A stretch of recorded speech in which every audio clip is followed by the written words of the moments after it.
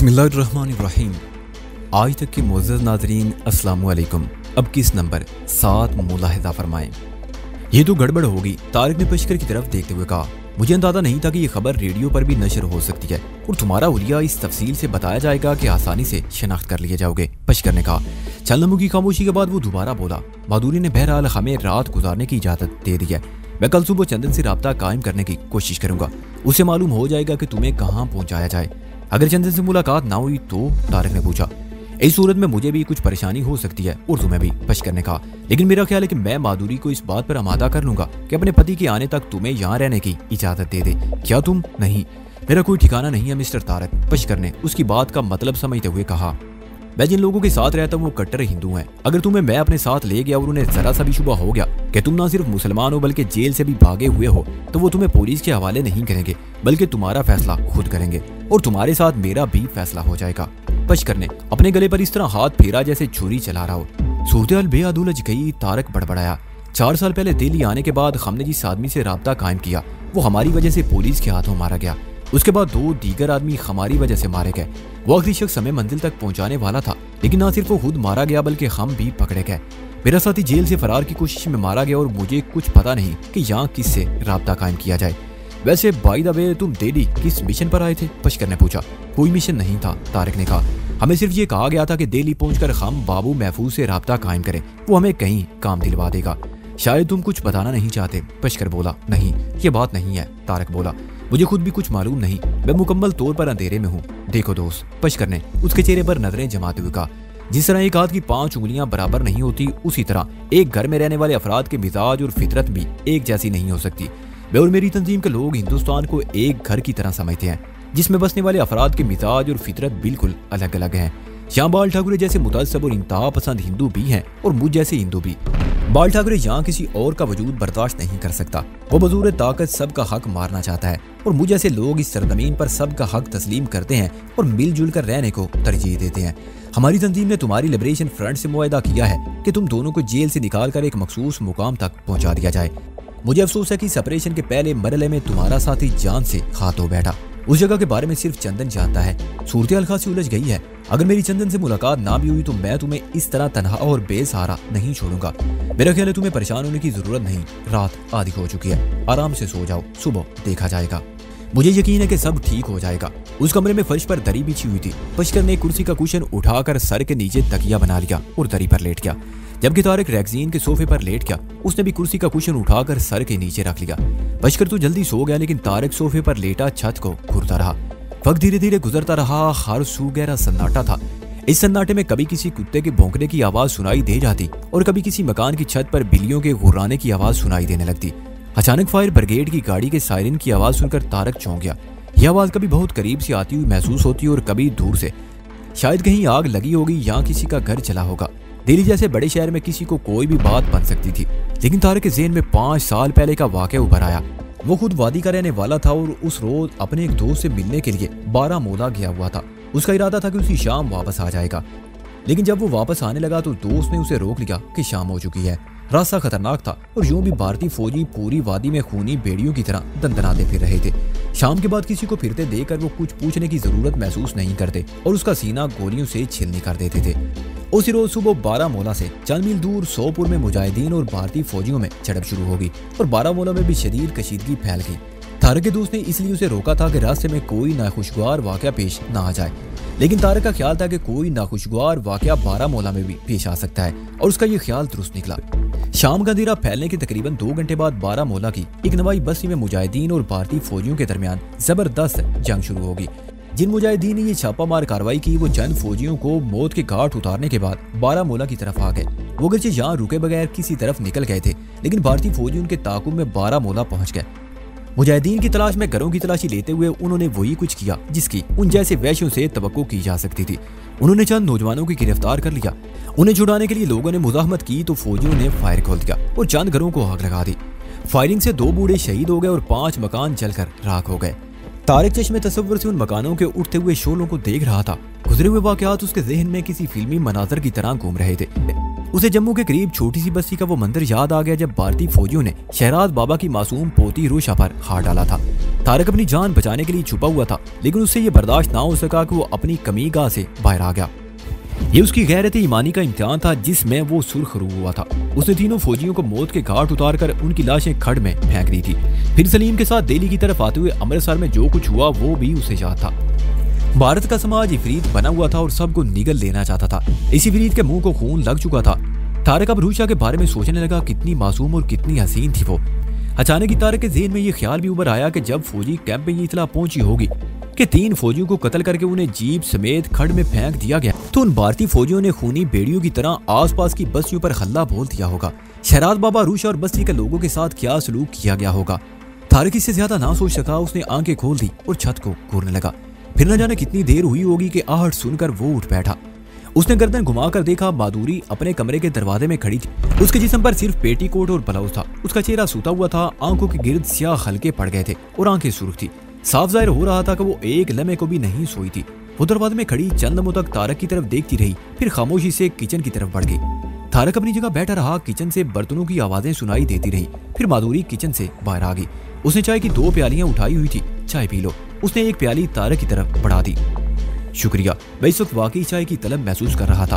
तारक ने उससे प्याली ले ली। ये बगैर दूध के चाय थी। मेरे ख्याल है तुम अभी तक सोई नहीं हो। टाइम क्या हुआ है? 5 बजने वाले हैं, माधुरी ने कहा। बैठो। तारक सोफे पर एक तरफ सिमट कर बैठ गया। शुक्रिया, मैं अपने कमरे में जा रही हूँ, माधुरी ने रूखे लहजे में कहा और कमरे में चली गई।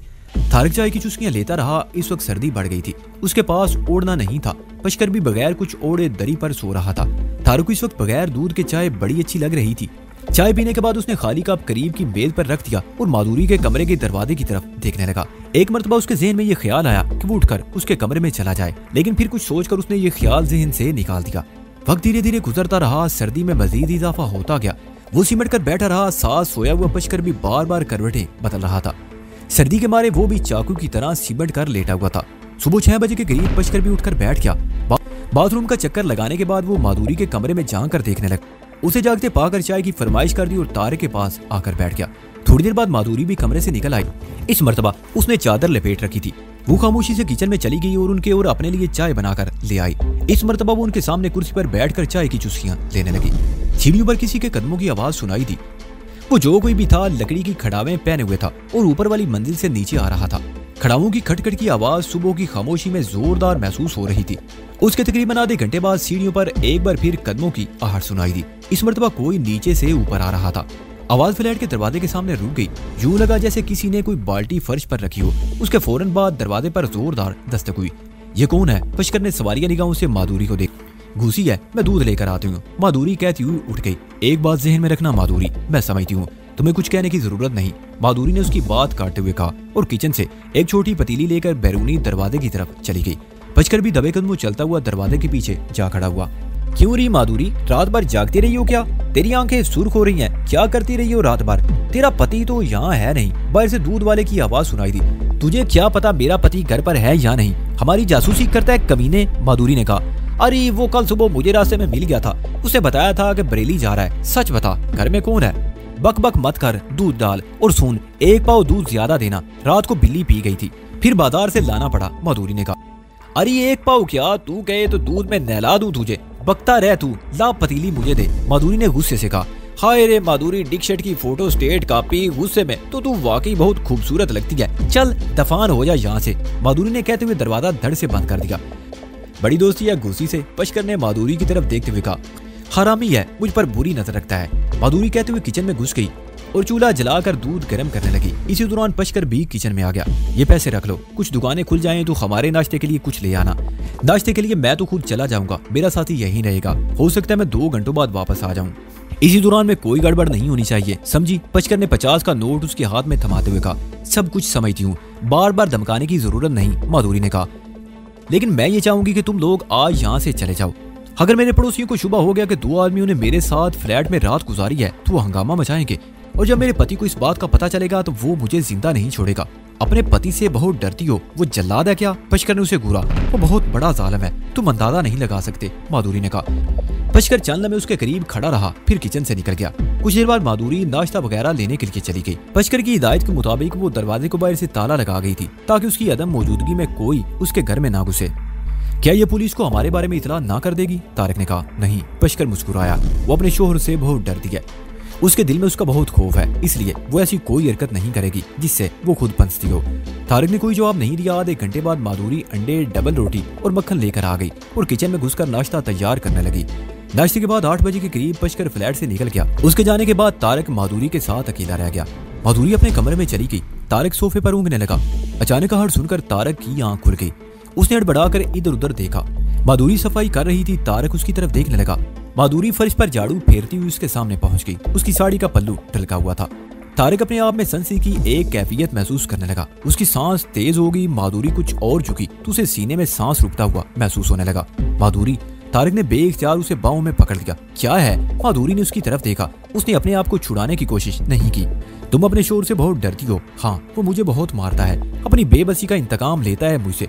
जब वो कुछ कर नहीं पाता तो भेड़ियों की तरह बुम्बोड़ता है मुझे। ये देखो, ये देखो, माधुरी ने कहते हुए अपना बलोज नीचे खींच दिया।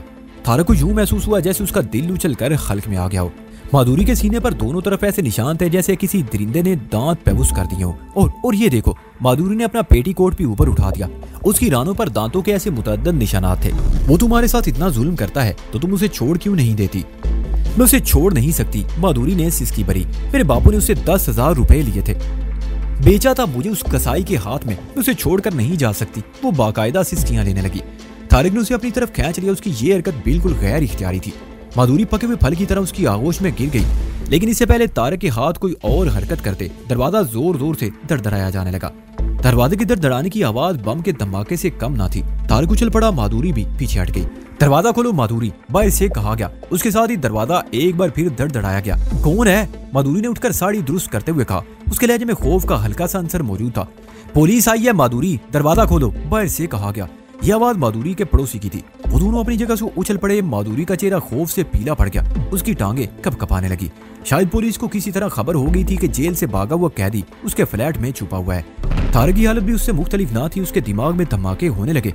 उसके ज़हन में पहला ये सवाल आया कि पुलिस को खबर कैसे हुई। दरवाजा खोलो माधुरी, वरना हम दरवाजा तोड़ देंगे। इस मरतबा एक गरजदार आवाज सुनाई दी। मेरे साथ आओ। माधुरी तारिक को इशारा करते हुए दूसरे कमरे में घुस गई। उस फ्लैट में छुपने की कोई जगह नहीं थी। माधुरी ने उसे अलमारी में घुसाकर सामने कपड़े टांग दिए और अलमारी का दरवाजा बंद करके कमरे से निकल गई। तारिक अलमारी में कपड़ों के पीछे सिमटा बैठा था। चंद सेकंड बाद फ्लैट में भारी कदमों की आवाज सुनाई दी। तुम्हारा नाम माधुरी है और तुम जेठानंद की पत्नी हो? एक भारी आवाज ने पूछा। जी सरकार। लेकिन बात क्या है? माधुरी की कपकपाती हुई आवाज सुनाई दी। पहले हम इस फ्लैट की तलाशी लेंगे, फिर बताएंगे क्या बात है, उस आवाज ने कहा। कदमों की आवाज से तारिक ने अंदाजा लगा लिया कि वो 2 पुलिस वाले थे। एक पुलिस वाले के कदमों की आवाज उसे अपनी तरफ आती हुई महसूस हुई। भारी कदमों की वो आवाज अलमारी के सामने रुक गई। तारिक के दिल की धड़कन तेज हो गई और पूरे जिस्म में सनसनी की लहरें दौड़ने लगी। उसने अपना सांस तक रोक लिया था। बात क्या है? तुम लोग जबरदस्ती मेरे फ्लैट में क्यों घुस आए हो? किस चीज की तलाश है तुम लोगों को? माधुरी ने सवाल किया। उसके लहजे में हल्का सा खौफ नुमाया था। वो अपने आप पर काबू पाने की पूरी कोशिश कर रही थी। हमें तुम्हारे पति जेठानंद की तलाश है, एक पुलिस वाले ने कहा। मेरे पति की तलाश है? माधुरी बुरी तरह चौंकी। तुम्हारा ख्याल है कि मैंने उसे पलंग के नीचे या कपड़ों की अलमारी में छुपा रखा है? वो तो अपने सेठ के साथ बरेली गया है, लेकिन पुलिस को उसकी तलाश क्यों है? क्या किया उसने? तुम्हारा पति अपने सेठ को कत्ल करके भागा है, पुलिस वाले ने बताया। क्या? माधुरी का दिल उछल कर खल्क में आ गया। वो ऐसा नहीं कर सकता। ऐसा तो वो कर गुजरा है, पुलिस वाले ने जवाब दिया। सेठ ने कल शाम बरेली में कंपनी के मालिक से 2 लाख रुपए लिए थे। सेठ के पास इतनी बड़ी रकम देकर जेठानंद की नीयत डामाडोल हो गई। उसने रात ही को मौका पाकर सेठ को कत्ल कर दिया और रकम लेकर भाग निकला। हमें सुबह 6 बजे टेलीफोन पर बरेली पुलिस से इस कत्ल और जेठानंद के फरार की इत्तला मिल गई थी। हमने सेठ के मैनेजर से फोन पर राब्ता कायम करके जेठानंद के बारे में दरियाफ्त किया तो उसने यहाँ का पता बता दिया। हमें तुम्हारा फ्लैट ढूंढने में खासा वक्त लग गया। क्या तुम समझती हो कि मेरे पति ने कत्ल जैसी संगीन वारदात करने के बाद सीधा घर का रुख किया होगा? माधुरी ने कहा। बड़े भोले बाले हवालदार जी, अगर मेरे पति ने वाकई सेठ का कत्ल किया है और वो 2 लाख की रकम ले भागा है तो वो अब इस तरफ का रुख नहीं करेगा। वो महज मेरे लिए अपनी जान खतरे में नहीं डालेगा। उसने तो मुझे मेरे बाप से 10,000 में खरीदा था। 2 लाख रुपए में तो वो मुझ जैसी कई औरतों को खरीद लेगा। यहाँ तुम लोग अपना वक्त जाया कर रहे हो। उसे कहीं और तलाश करो, वो यहाँ नहीं है। पुलिस वाले ने अलमारी के दरवाजे के हैंडल पर हाथ रख दिया। अलमारी के अंदर छुपे हुए तारिक की जान सूली पर टंगी हुई थी। एक हल्के से झटके से दरवाजे का हैंडल खुल सकता था। माधुरी बज़ाहिर बड़े जब्त का मुजाहरा कर रही थी, लेकिन अंदर से उसकी रूह तक कांप गई थी। अगर पुलिस वाले ने अलमारी खोल दी तो उन्हें उसका कातिल शोर नहीं तो अलबत्ता उससे बड़ा और ज्यादा खतरनाक मुजरिम मिल जाएगा। ऐसी सूरत में माधुरी के बचने का भी कोई इम्कान नहीं था। लेकिन पुलिस वाले ने अलमारी के हैंडल से हाथ हटा लिया। मालूम होता है तुम अपने पति से बहुत तंग आई हुई हो। पुलिस वाले ने कहा, हम जा रहे हैं, लेकिन तुम्हारे लिए मेरा मशवरा है कि अगर किसी वक्त तुम्हारा पति यहाँ आ जाए तो फौरन थाने में इतला कर देना। बसूरत दीगर तुम भी उसके जुर्म में शरीक समझी जाओगी और तुम्हारी ये खूबसूरत जवानी जेल की सलाखों के पीछे जाया हो जाएगी। मेरी बात समझ रही हो ना? समझ गई हवालदार जी। बहादुरी ने इस बात में सर हिलाया। वो इधर आया तो मैं फौरन तुम्हें बता दूंगी। गुड, यही तुम्हारे लिए बेहतर होगा। चलो कृष्णा, पुलिस वाले ने आखिरी अल्फाज अपने साथी से मुखातिब होकर कहे। एक बार फिर भारी कदमों की आवाज सुनाई देने लगी। बहादुरी ने जल्दी से आगे बढ़कर बाहर का दरवाजा खोल दिया। दरवाजे के सामने उसी बिल्डिंग के रहने वाले कुछ लोग जमा थे। उनमें औरतें भी थी और मर्द भी। उन लोगों ने पुलिस वालों की तरफ देखा और फिर माधुरी की तरफ देखने लगे। पुलिस वाले जब सीढ़ियां उतर गए तो बैक वक्त कई सवाल माधुरी की समाज से टकराए। क्या हुआ माधुरी? पुलिस यहाँ क्यों आई थी? सुना है तुम्हारे पति ने मर्डर कर दिया है माधुरी। अरे वो है ही खूनी, पकड़ा गया या नहीं? पुलिस तुम्हारे पास क्यों आई थी? मुझे कुछ नहीं मालूम, मैं कुछ नहीं जानती। माधुरी ने चीखते हुए दर्द से दरवाजा बंद कर दिया और सीटिंग रूम में आकर ऊंची आवाज में रोने लगी। जेठानंद बहुत जालिम था। उसने माधुरी को उसके गरीब माँ बाप से 10,000 रुपए में खरीदा था। वो पत्नी से ज्यादा उसे अपनी जरखरीद लौंडी समझता था। जेठानंद उस पर जुल्म करता, उसे मारता पीटता, लेकिन था तो उसका पति। वो उससे लाताल्लुक तो नहीं रह सकती। ये इंकिशाफ माधुरी के लिए बहुत ही रूह फरसा था कि जेठानंद ने अपने सेठ को कत्ल कर दिया था। वो 2 लाख रुपए लेकर भाग गया था। अब पुलिस उसे तलाश कर रही थी। क्या वो वापस आएगा? माधुरी ये सब कुछ सोच रही थी कि आहट सुनकर चौंक गई। उसने गर्दन घुमाकर देखा, तारक उसके करीब था। तो तुम? वो उसकी तरफ देखकर हकलाई। हाँ, तुमने अलमारी का दरवाजा पूरी तरह बंद नहीं किया था। आहिस्ता से धक्का देने से खुल गया। तारक ने कहा, यहाँ पुलिस क्यों आई थी तुम्हें मालूम है? माधुरी बोली, हाँ मैंने सब कुछ सुन लिया है। मैं तुम्हारा बेहद शुक्रगुजार हूँ कि तुमने मुझे बचा लिया। मुझे तुम्हारे शोर के बारे में सुनकर अफसोस हुआ है। मुझसे हमदर्दी जिताने की जरूरत नहीं। माधुरी ने उसकी बात काट दी। पति के होते हुए भी मैं कौन सा सुखी थी, और तुम्हें भी मैंने इसलिए नहीं बचाया कि मुझे तुमसे हमदर्दी है। पुलिस अगर तुम्हें यहाँ देख लेती तो तुम्हारे साथ मैं भी मारी जाती। लेकिन अब मुझ पर रहम करो, यहाँ से चले जाओ। पुलिस ने मेरा घर देख लिया है। उन्हें मेरे कातिल पति की तलाश है। उसकी तलाश के बहाने वक्त बेवक्त यहाँ आते रहेंगे। और फिर मेरे पड़ोसी, उन्हें भी पता चल गया है कि मेरे पति ने खून कर दिया है। ये पड़ोसी बड़े जालिम होते हैं। मुझसे हमदर्दी जताने के लिए आते रहते हैं। अपनी बातों से मेरा जिगर छिल्ली कर देंगे, मेरा जीना आराम कर देंगे। मैं किसी को यहाँ आने से कब तक रोक सकूंगी? तुम चले जाओ यहाँ से। अगर किसी को तुम्हारे बारे में भनक भी मिल गई तो। जज्बाती मत बनो माधुरी, तारक ने उसे टोक दिया। तुम जानती हो कि पचकर एक अहम काम से गया हुआ है। उसकी वापसी तक मुझे हर सूरत में यहाँ रहना है, और अगर वो वापस ना आया तो। माधुरी ने उसे घूरा। तो मैं वादा करता हूँ कि शाम का अंधेरा फैलने के बाद चला जाऊंगा, क्योंकि मौजूदा हालात के तहत मैं खुद भी यहाँ नहीं रहना चाहता, तारक ने कहा। माधुरी जवाब देने की बजाय आंसू बहाती रही। तारक भी मैगजीन के सोफे पर खामोश बैठा रहा। 2 घंटे गुजर गए। इसी दौरान माधुरी के बाद पड़ोसियों ने उसके दरवाजे पर दस्तक दी थी, लेकिन माधुरी ने दरवाजा नहीं खोला था। पूरा दिन गुजर गया। शाम का अंधेरा फैलने लगा। उन्होंने दोपहर का खाना भी नहीं खाया था। माधुरी की कैफियत देखकर तारक ने भी उससे खाने की फरमाइश नहीं की थी। ज़बानी हमदर्दी का इजहार करने के अलावा तारक दिन भर माधुरी से दूरी रहा था। अगर पुलिस वाले दरवाजे पर दस्तक ना देते तो शायद वो बहक जाता। माधुरी कोई पारसा औरत नहीं थी। गुज़िश्ता रात फ्लैट में आने के बाद उसने खुद को अपने आप को प्लेट में सजाकर उनके सामने पेश कर दिया था, और सुबह उसके दामन पर दाग लगते लगते रह गया था। माधुरी उठकर बावर्ची खाने में चली गई और कुछ ही देर बाद 2 कप चाय बनाकर ले आई। एक कप उसने तारक की तरफ बढ़ा दिया। मुझे अफसोस है कि मेरी वजह से आज तुम्हें भूखा रहना पड़ा, माधुरी ने कहा। तारक जवाब देना ही चाहता था कि दरवाजे पर 3 मरतबा हल्की सी दस्तक हुई। बिल्कुल ऐसे लगा जैसे किसी ने सिर्फ एक उंगली से होले से दरवाजा बजाया हो। तारक चौंक गया। ये बात सुबह ही तय हो गई कि पचकर जब वापस आएगा तो इस तरह मखसूस अंदाज में दस्तक देगा। तुम इस कमरे में चले जाओ, माधुरी ने उठते हुए कहा। तारक चाय का कप उठाकर कमरे में दाखिल होकर दरवाजे के पीछे चला गया। माधुरी ने दरवाजा खोल दिया। वो पचकर ही था जिसने एक छोटी सी गठरी उठा रखी थी। उसके अंदर आते ही माधुरी ने दरवाजा बंद कर दिया। पचकर की आवाज सुनकर तारक कमरे से बाहर आ गया। मैं तुम्हारे लिए चाय बनाकर लाती हूँ। माधुरी किचन में चली गई। क्या रहा? तारक ने सवालिया निगाहों से पचकर को देखा। सूरत खासी संगीन है, पचकर ने जवाब दिया। तिहाड़ बस्ती में गुज़िश्ता रात ही पुलिस पहुंच गई। आज दोपहर तक पुलिस ने बस्ती को घेरे में ले रखा था और तुम्हारी तलाश में बस्ती के तमाम घरों की तलाशी ली जाती रही। मादी में भी अक्सर ऐसा होता रहा है। जेल से फरार होने वाले कैदी पुलिस से बचने के लिए उस बस्ती के किसी न किसी घर में पनाह ले लेते हैं। तिहाड़ बस्ती के लोग बहुत गरीब हैं। वो रुपए पैसे के लालच में मफरूर कैदियों को पनाह दे देते हैं। बाज़-औक़ात पकड़े भी जाते हैं और उनकी बाकी जिंदगी जेल के अंदर ही कटती है। लेकिन आज पुलिस वाले बस्ती के किसी घर से किसी मफरूर कैदी को बरामद न कर सके। चंदन आज सुबह ही से गायब था। तकरीबन 2 घंटे पहले उससे मुलाकात हुई। उसके अलावा एक नई सूरत सामने आई है। पचकर चंद लम्हों को खामोश हुआ और फिर बात जारी रखते हुए बोला। आज दोपहर पुलिस को पार की झाड़ियों में छुपाई गई तुम्हारी जेल की वर्दी मिल गई है। तकरीबन दोपहर ही को शंकर नामी उस नौजवान ने भी पुलिस से राब्ता कायम किया था, जिसके साथ गुज़िश्ता रात हमने माधुरी को पकड़ा था। उसने बयान दिया है कि रात को एक आवारा औरत उसे बहला फिसला कर पार्क के एक तारीख गोशे में ले गई थी। अचानक मैं वहां पहुंच गया और अपने आप को पुलिस वाला जाहिर करके उसके कपड़े उतरवा लिए। शंकर ने अपने बयान में ये भी कहा है कि मेरे साथ कोई और भी था जो झाड़ियों में छुपा रहा और उसके उतरे हुए कपड़े झाड़ियों में छुपे हुए दूसरे आदमी ने पहने थे। शंकर की इस बयान से पुलिस की ये तस्दीक भी हो गई कि जेल की वो वर्दी तुमने ही झाड़ियों में छुपाई थी। शंकर के बयान के मुताबिक हम उस औरत को साथ ले गए थे जो उसे बहला फिसला कर पार्क में ले गई। उसने पुलिस को माधुरी का हुलिया भी बता दिया है। मेरा वाज़ेह हुलिया वो इसलिए नहीं बता सका कि तारीकी में वो मेरा चेहरा अच्छी तरह नहीं देख सका।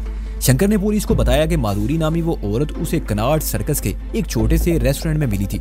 हालांकि वो पार्क कनाट सर्कस से खासा दूर है। पुलिस माधुरी को कनाट सर्कस और उसके आसपास के इलाकों में तलाश कर रही है। यहाँ के हालात भी कुछ बेहतर नहीं है। तारक ने उसके खामोश होने पर कहा, क्यों, क्या हुआ? पशकर ने सवालिया निगाहों से उसे देखा। गुज़िश्ता रोज माधुरी का शोर बरेली में अपने सेठ को कत्ल करके 2 लाख रुपए ले उड़ा। वो अभी तक मफरूर है और पुलिस उसकी तलाश में यहाँ तक पहुँच गई थी। मगर वो तो मेरी किस्मत अच्छी थी और कुछ माधुरी की ज़हानत ने काम कर दिखाया, वरना मैं इस वक्त एक बार फिर तिहाड़ जेल की सलाखों के पीछे बंद होता। ओह, पशकर के मुंह से बेइख्तियार गहरा सांस निकल गया। ये पुलिस वाले एक मर्तबा जिसके पीछे लग जाएं, उसे आसानी से नहीं छोड़ते। शंकर नामी उस नौजवान के बयान के बाद पुलिस ने माधुरी की तलाश शुरू कर दी है। पुलिस को यकीन है कि तिहाड़ जेल का मफरूर कैदी जरूर उसके साथ है और मुमकिन है उसने माधुरी को डरा धमका कर उसके घर में पना ले रखी हो। माधुरी का शोर भी कत्ल के इल्जाम में पुलिस को मतरूब है। अगर इस हवाले से भी माधुरी का नाम सामने आ गया तो पुलिस को उस तक पहुंचने में देर नहीं लगेगी। इसलिए मेरे ख्याल में अब ज्यादा देर यहाँ टिकना मुनासिब नहीं है। जितनी जल्दी मुमकिन हो हमें यहाँ से रुखसत हो जाना चाहिए। चंदन से कुछ मालूम हुआ? तारक ने उसके खामोश होने पर कहा, हाँ, लेकिन चंदन की तरफ जाना अब खतरे से खाली नहीं। तुम्हें मतलूबा जगह तक पहुंचाने की जिम्मेदारी मुझे सौंप दी गई है। तुम जल्दी से ये लिबास बदल लो। मैं तुम्हारे लिए एक विग और फ्रेंच कट नकली दाढ़ी ले आया हूँ, उसके साथ मूंछें भी हैं। ये हुलिया बदलने के बाद तुम्हें तारक की हैसियत से नहीं पहचाना जा सकेगा। चलो अब तुम जल्दी से अपना काम शुरू कर दो। पशकर ने वो छोटी सी गठरी उस तरफ बढ़ा दी जो वो साथ ले आया था। इस वक्त माधुरी पशकर के लिए चाय बनाकर ले आई।